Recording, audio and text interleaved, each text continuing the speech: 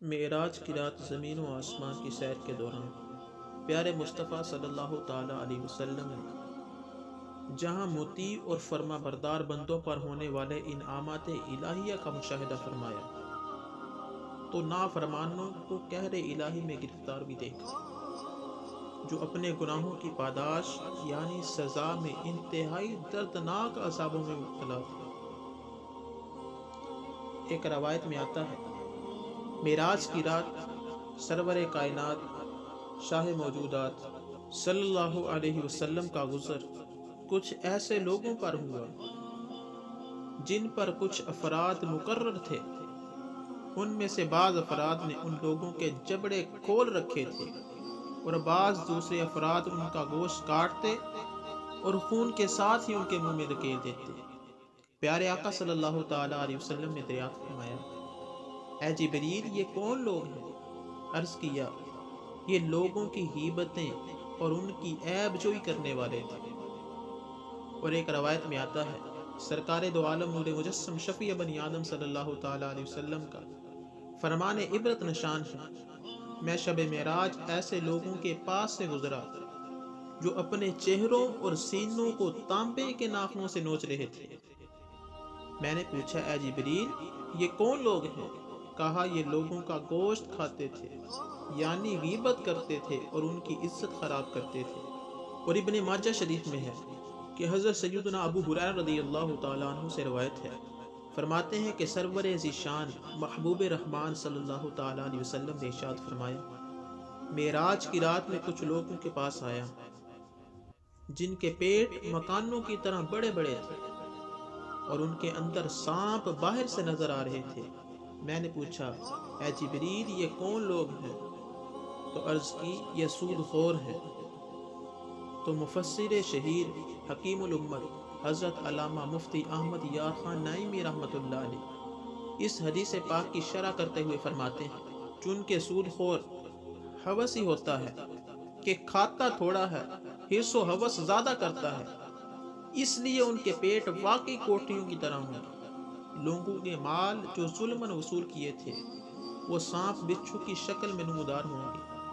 آج اگر ایک معمولی کیڑا پیٹ میں پیدا ہو جائے تو تندرستی بگڑ جاتی ہے، آدمی بے قرار ہو جاتا ہے، تو سمجھ لو کہ جب اس کا پیٹ سانپوں بچھوؤں سے بھر جائے تو اس کی تکلیف اور بے قراری کا کیا حال ہوگا۔ تو اللہ رب العزت ہمیں اس سے محفوظ فرمائے۔ معراج کی رات نبی آخر الزمان صلی اللہ تعالیٰ علیہ وسلم کچھ اور لوگوں کے پاس تشریف لائے۔ ان کے ہونٹ آگ کی کینچیوں سے کاٹے جا رہے تھے اور ہر بار کاٹنے کے بعد وہ درست ہو جاتے۔ آپ صلی اللہ تعالیٰ علیہ وسلم نے دریافت فرمایا، اے جبریل، یہ کون لوگ ہیں؟ عرض کیا، یہ آپ صلی اللہ تعالیٰ علیہ وسلم کی امت کے خطباء ہیں۔ یہ اپنے کہے پر عمل نہیں کرتے تھے، کتاب اللہ یعنی قرآن پڑھتے تھے لیکن اس پر عمل نہیں کرتے تھے، لوگوں کو دین کی تعلیم، لوگوں کو دین کی طرف رغبت دلاتے تھے، ان کو نیک کاموں کا حکم کرتے تھے لیکن خود اس پر عمل نہیں کرتے تھے۔ اور معراج کی شب نبیوں کے سردار رسولوں کے سالار صلی اللہ تعالیٰ علیہ وسلم نے دوزخ میں کچھ ایسے لوگ بھی دیکھے جو آگ کی شاخوں سے لٹکے ہوئے تھے۔ آپ صلی اللہ تعالیٰ علیہ وسلم نے دریافت فرمایا، اے جبریل، یہ کون لوگ ہیں؟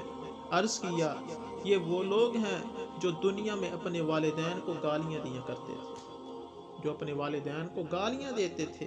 یاد رکھیے، والدین کو ستانا اور انہیں ایذا پہنچانا حرام اور جہنم میں لے جانا والا کام ہے۔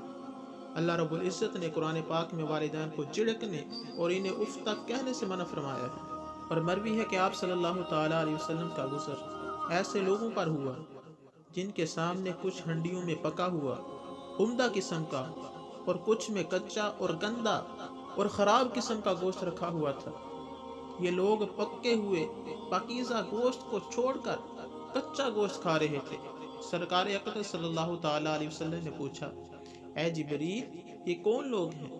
عرض کیا، یہ آپ صلی اللہ تعالیٰ علیہ وسلم کی امت کا وہ شخص ہے جس کے پاس حلال عورت تھی، یعنی اس کے پاس بیوی موجود تھی مگر یہ اسے چھوڑ کر خبیث عورت کے پاس جاتا اور رات بھر ٹھہرا رہتا اور یہ وہ عورت ہے جو حلال اور طیب مرد کے نکاح میں ہونے کے باوجود خبیث مرد کے پاس جاتی اور رات بھر اس کے پاس ٹھہری رہتی۔ اور سید عالم نور مجسم صلی اللہ تعالیٰ علیہ وسلم نے زیناکاروں پر عذاب کا ایک منظر یہ بھی ملحظہ فرمایا کہ کچھ عورتیں چھاتیوں سے اور کچھ پاؤں سے لٹکی ہوئی ہیں۔ آپ صلی اللہ تعالیٰ علیہ وسلم نے حضرت جبریل سے دریافت کیا، اے جبرائیل یہ کون لوگ ہیں؟ عرض کیا یہ وہ عورتیں ہیں جو زنا کرتی اور اولاد کو قتل کر دیتی تھی۔ اور معراج کی رات سرکار اقدس صلی اللہ تعالیٰ علیہ وسلم کچھ ایسے لوگ بھی دیکھے جن کے ہونٹ اونٹ کے ہونٹوں کی طرح بڑے بڑے تھے۔ ان پر ایسے افراد مقرر تھے جو ان کے ہونٹ پکڑ کر آگ کے بڑے بڑے پتھر ان کے منہ میں ڈالتے اور وہ ان کے نیچے سے نکل جاتے۔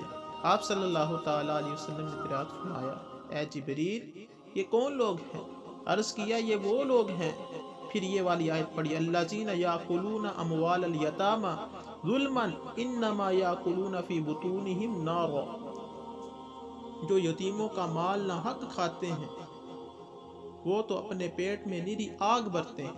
نبی کریم صلی اللہ تعالیٰ علیہ وسلم کا فرمان علی شان ہے، اس ذات کی قسم جس نے مجھے حق کے ساتھ مبعوث فرمایا ہے، جس نے کسی یتیم پر رحم کیا، اس کے ساتھ نرم گفتگو کی، اس کی یتیمی اور کمزوری پر ترس کھایا، اور اللہ عز و جل کے عطا کیے ہوئے مال و دولت کی فضیلت کی وجہ سے اپنے پڑوسی پر تکبر نہ کیا، تو اللہ عز و جل بروز قیامت اسے عذاب نہ دے گا۔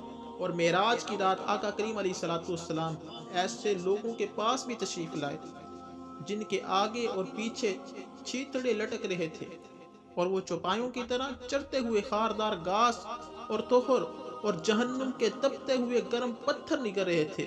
آپ صلی اللہ تعالیٰ علیہ وسلم نے دریافت فرمایا، اے جبریل یہ کون لوگ ہیں؟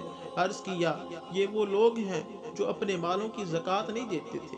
اللہ عز و جل نے ان پر ظلم نہیں کیا اور اللہ عز و جل بندوں پر ظلم نہیں کرتا، تو جو زکوٰۃ ادا نہیں کرتا تو اس پر بھی اس قدر عذاب نازل ہوتا ہے۔ حضرت ابو ہریرہ رضی اللہ تعالیٰ عنہ سے روایت ہے کہ رسول اللہ صلی اللہ تعالیٰ علیہ وسلم نے ارشاد فرمایا، جس کو خدا عز و جل نے مال عطا فرمایا اور اس نے اس کی زکوٰۃ ادا نہ کی تو قیامت کے دن اس کے مال کو ایک گنجے اژدہے کی صورت میں بنا دیا جائے گا، جس کی آنکھوں پر 2 سیاہ نقطے ہوں گے، اور وہ اژدہا اس کے گلے کا توق بنا دیا جائے گا جو اپنے جبڑوں سے اس کو پکڑے گا اور کہے گا میں ہوں تیرا مال، میں ہوں تیرا خزانہ۔ تو اللہ رب العزت ہمیں اس آفت سے محفوظ فرمائے۔ تو برادران اسلام ذرا ان عذابوں پر غور کیجئے اور پھر اپنی ناتوانی اور کمزوری کو دیکھیے۔ ہماری کمزوری کا حال تو یہ ہے کہ ہلکا سا سر درد یا بخار تڑپا کر رکھ دیتا ہے، تو پھر آخرت کے یہ دردناک عذاب کیوں کر برداشت کیے جا سکتے ہیں؟ اس لیے ابھی وقت ہے، ڈر جائیے، اور جو فرض ہونے کے باوجود زکوٰۃ عطا نہیں کرتے فوراً توبہ کر لیں۔ جتنے سالوں کی زکوٰۃ باقی ہے حساب کر کے جلد از جلد ادا کر دیں، ورنہ اگر یہ موقع ہاتھ سے نکل گیا، توبہ سے پہلے ہی موت نے آ لیا، تو پھر موقع نہیں ملے گا۔ کر لے توبہ، رب کی رحمت ہے بڑی، قبر میں ورنہ سزا ہوگی کڑی۔ اللہ خالق کائنات ہمیں ان تمام گناہوں سے بچنے کی توفیق عطا فرمائے۔ وما علیہ الا البلاغ المبین۔